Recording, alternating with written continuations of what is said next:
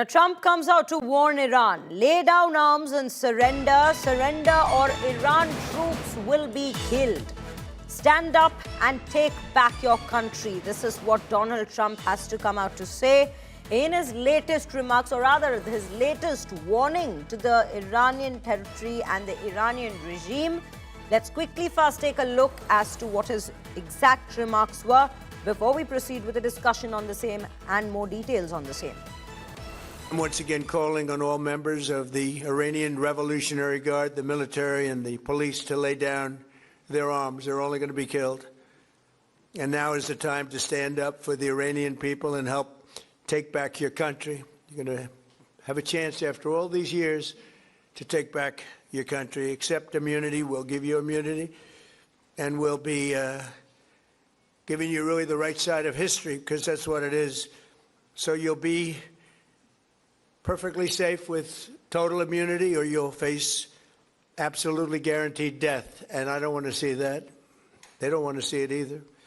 We also urge Iranian diplomats around the world to request asylum and to help us shape a new and better Iran with great potential. It's a country with great potential, as much better future for Iran. It's now beginning. It's going to be, I think, a great future. And the United States will ensure that whoever leads the country next, Iran will not threaten America or its neighbors, Israel.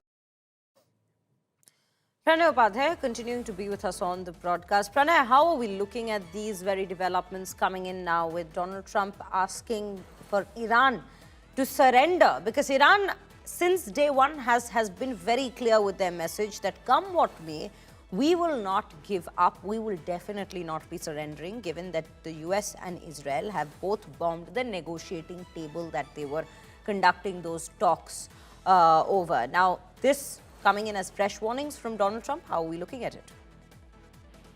You have heard President Donald Trump clearly asking the people of Iran to stand up, and also, warning IRGC Islamic regime of Iran to stand down, to surrender and give up their arms. But on the other side, if you've seen the foreign minister of Sayyid Abbas Araghchi clearly putting out on the social media that Iran's powerful armed forces, which have been preparing for this war for a long time, will show anyone who wants to continue this war and found themselves in a quagmire. So clearly he is indicating, and he also alleged United States of another betrayal, because Abbas Araghchi said that we negotiated with the United States government twice, and most times we were attacked in the middle of these negotiations. So the government of the United States is fully responsible for this bloodshed.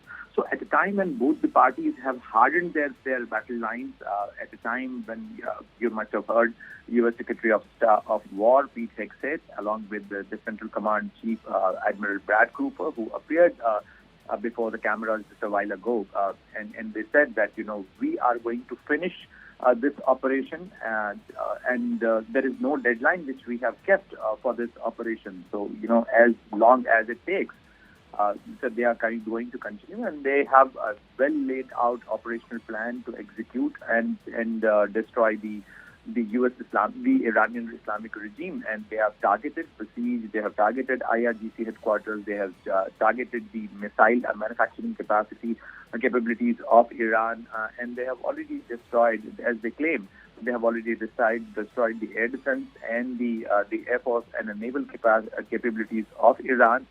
And in fact, the U.S. Department of War has also claimed that they have sunk yet another ship of Iran, which was